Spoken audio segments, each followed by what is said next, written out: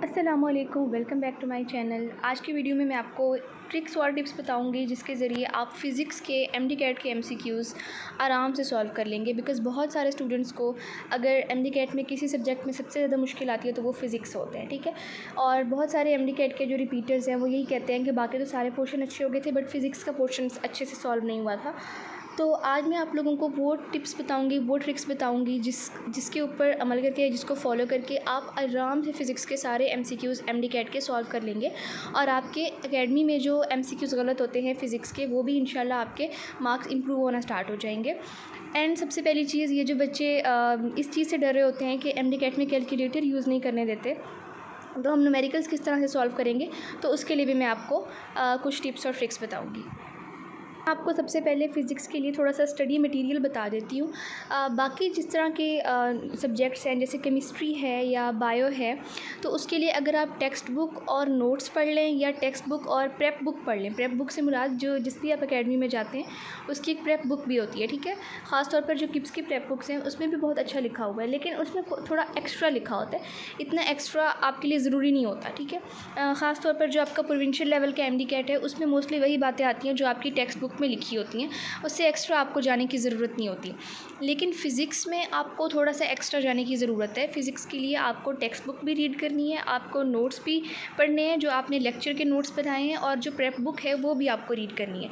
Because कुछ ऐसे points होते हैं जो आपकी टेक्स्ट बुक के अंदर मेंशन नहीं होते, स्किप हो गए होते हैं, लेकिन वहाँ से एमसीक्यूज़ आ जाते हैं कभी कभी। तो इसलिए जब भी आप फ़िज़िक्स की तैयारी करने बैठें तो आपने तीनों चीज़ों को अच्छे से पढ़ना है। टेक्स्ट बुक को भी पढ़ना है, प्रेप बुक को भी पढ़ना है और नोट्स को भी पढ़ना है। क्योंकि कभी कभी एक फार्मूला जो होता है ना, उसकी एक से ज़्यादा फॉर्म्स होती हैं। तो हमारी जो टेक्स्ट बुक होती है उसमें फार्मूला की एक ही फॉर्म लिखी होती है, लेकिन जो प्रेप बुक होती है या जो टीचर ने जो लेक्चर के नोट्स लिखवाए होते हैं या आपने जो नोट्स बनाए होते हैं लेक्चर से, उसमें जो टीचर होते हैं वो फार्मूला की एक से ज़्यादा फॉर्म्स बता देते हैं जो कि न्यूमेरिकल में डायरेक्टली अप्लाई हो रही होती है। तो स्टूडेंट्स को समझ नहीं आता कि बुक में तो ये फार्मूला लिखा नहीं हुआ था, तो पता नहीं ये कहाँ से आ गया, और फिर उनका वो एमसीक्यूज़ गलत हो जाता है। तो इसलिए फ़िज़िक्स के टेस्ट की जब भी आप तैयारी करने बैठें तो आपने इन तीनों चीज़ों को पढ़ना है। अब जब भी आपके पास फ़िज़िक्स का कोई एमसीक्यू आता है तो सबसे पहले आपने क्वेश्चन को बहुत केयरफुली पढ़ना है, ठीक है। क्योंकि आपने फ़िज़िक्स का जो पोर्शन है ना वो आपने एंड पे करना है बिल्कुल। बायो और केमिस्ट्री का पेपर सॉल्व करने के बाद फिर आपने फ़िज़िक्स का पेपर सॉल्व करना है। तो आपके पास अगर आपकी बायो आपने बहुत अच्छी प्रिपेयर की हुई है, केमिस्ट्री आपने बहुत अच्छी प्रिपेयर की हुई है, तो आपका केमिस्ट्री और बायो का पोर्शन बहुत जल्दी हो जाएगा। तो फ़िज़िक्स के लिए आपके पास काफ़ी ज़्यादा टाइम होगा, तो आपने आराम से सुकून से फ़िज़िक्स के एमसीक्यूज़ करने हैं।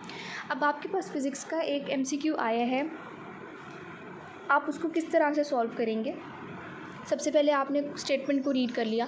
स्टेटमेंट को रीड करने के बाद जो भी उसमें डाटा गिवन है, ठीक है, जिस जिस चीज़ की वैल्यू गिवन है वो आपने अरेंज कर लेनी है, ठीक है।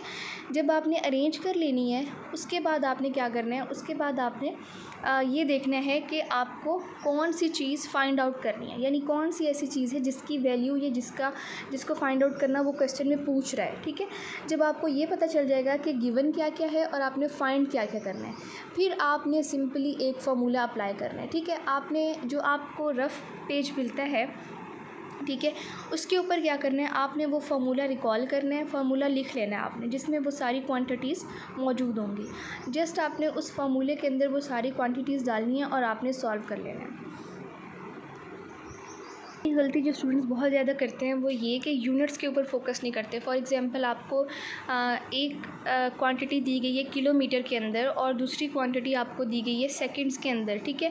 और आपको फॉर एग्जांपल स्पीड फाइंड करनी है इन मीटर पर सेकंड, तो आपको जो किलोमीटर वाली क्वांटिटी है पहले उसको मीटर में कन्वर्ट करना होगा, ठीक है। तो अक्सर न्यूमेरिकल्स इस तरह के कन्फ्यूजिंग आते हैं कि आपको यूनिट्स जो होते हैं वो डिफरेंट दिए गए होते हैं। तो आप तब तक कोई भी न्यूमेरिकल सॉल्व नहीं कर सकते जब तक आप तमाम जितनी भी फिज़िकल क्वांटिटीज़ गिवन है उन सब के यूनिट्स सेम ना कर लें, ठीक है। तो अगर आपको स्पीड मीटर पर सेकंड में ऑप्शंस में दी गई है तो आपको पहले उसको किलोमीटर जो है उसको मीटर में चेंज करना होगा, ठीक है। या फिर इसी तरह से एक मैं आपको एग्जांपल दे रही हूँ कि आपको टाइम दिया गया है इन आवर्स और आपको स्पीड दी गई है इन मीटर पर सेकंड और आपको डिस्टेंस फाइंड करना है, और ऑप्शंस जो आपको डिस्टेंस के दिए गए हैं वो मीटर में दिए गए हैं। तो आपको टाइम जो होगा वो पहले किस में कन्वर्ट करना होगा, और से सेकंड में कन्वर्ट करना होगा, ठीक है। बिकॉज़ अगर स्पीड और डिस्टेंस ऐसे यूनिट में दिया गया है तो आपको टाइम भी उसी यूनिट में ही कन्वर्ट करना होगा। तो यूनिट्स की कन्वर्जन आपको आनी चाहिए, ठीक है। और ये मैं आपको एक पॉइंट बता दूँ कि जो यूनिट्स की कन्वर्जन होती है ना, ये एंड तक भूलती रहती हैं, ठीक है। तो आपने क्या करना है कि यूनिट्स की जो कन्वर्जन है ना, कि 1 किलोमीटर में कितने मीटर होते हैं, 1 मिली सेकेंड में, या 1 सेंटीमीटर में कितने मीटर होते हैं, तो ये सारा जो है ना, ये आप एक पेज के ऊपर लिख के अपनी फ़िज़िक्स की बुक के ऊपर अटैच कर लें। और जिस दिन आपका MD-CAT हो उस दिन सुबह उठकर आपने इनको एक दफ़ा रिवाइज़ कर लेना है। ये टिप बहुत हेल्पफुल रहती है जब आप MD-CAT देने जाते हैं, बिकॉज़ MD-CAT से पहले अगर आपने इसको रिवाइज़ ना किया हो तो ये आपको बहुत टाइम लग जाता है यूनिट्स को कन्वर्ट करते करते, ठीक है। तो अक्सर स्टूडेंट्स मैंने देखा है कि ये गलती करते हैं फ़िज़िक्स के MCQ सॉल्व करते हुए, कि यूनिट्स को कन्वर्ट करना भूल जाते हैं और फिर गलत ऑप्शन को वो एनसर्कल कर देते हैं। ओके, सो वो स्टूडेंट्स जो कहते हैं कि न्यूमेरिकल के कैलकुलेटर के बगैर न्यूमेरिकल किस तरह से सॉल्व करेंगे, तो आपको जो मैंने फ़िज़िक्स का पेपर का सॉल्यूशन करवाया था उसमें आपको अंदाज़ा हो गया होगा वैल्यूज़ देखकर कि इतनी कोई मुश्किल वैल्यूज़ नहीं होती कि जो कैलकुलेटर से सॉल्व हो सके। एक सिंपल मैथमेटिक्स होती है। अगर फॉर एग्जांपल एक क्वांटिटी 60 है तो दूसरी 6 होगी या 12 होगी, ठीक है। इस तरह की क्वांटिटीज़ होती हैं जो एक दूसरे के ऊपर डिवाइड हो रही होती हैं आराम से। तो आपको कैलकुलेटर वाले मसले की टेंशन लेने की ज़रूरत नहीं है, आपको कैलकुलेटर की ज़रूरत पड़ेगी भी नहीं वहाँ पर।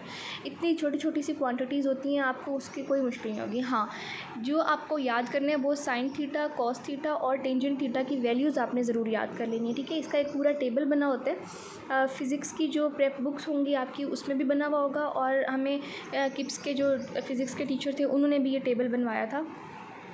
लेकिन अगर आपको नहीं मिल रहा तो आप गूगल पे सिंपल जाकर टेंजेंट थीटा, कॉस थीटा और साइन थीटा वाला जो टेबल है उसको आप लोग उसका स्क्रीनशॉट ले लें, उसको सर्च करके, तो और उसको आप लोग याद कर लें अच्छे से। क्योंकि न्यूमेरिकल्स में अक्सर जैसे अब आप लोगों का मैग्नेटिक फ्लक्स वाला जो चैप्टर है उसमें ये वैल्यू यूज़ होती है, टॉर्क वाला जो चैप्टर है उसमें ये वैल्यू यूज़ होती हैं, साइन थीटा की, कॉस थीटा की, टेंजेंट थीटा की, ठीक है। तो आपको ये सारी वैल्यूज़ जो हैं वो आनी चाहिए। कैलकुलेटर अगर आप लोग इस्तेमाल करते तो उसमें आप इजीली टेन थीटा की कोई भी वैल्यू लिखकर आपको आंसर पता चल जाता है। लेकिन अब आपने क्योंकि कैलकुलेटर यूज़ नहीं करना तो इसलिए ये वैल्यूज़ आपको ज़बानी याद करनी पड़ेंगी। और ये भी आपने MD-CAT से पहले जो सुबह जिस दिन आपका MD-CAT होगा उसमें आपने ये रिवाइज़ करके जानी होंगी। लास्ट पॉइंट मैं आपको यही कहना चाहूँगी कि आपने अगेन एंड अगेन प्रैक्टिस करनी है, ठीक है।